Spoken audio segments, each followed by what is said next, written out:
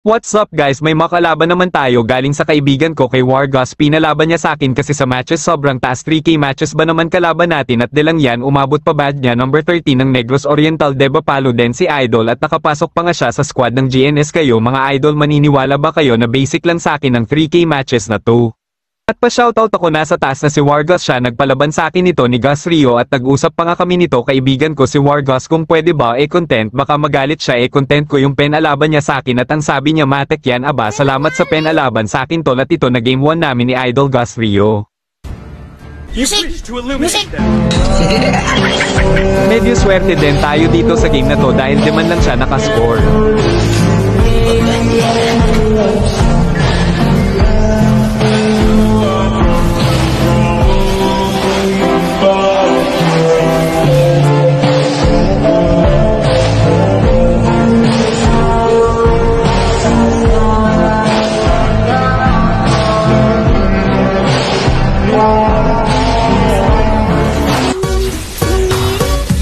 Tandaan mo idol, kapag ako nakauna asahan mo di ka talaga makakuha ng buff.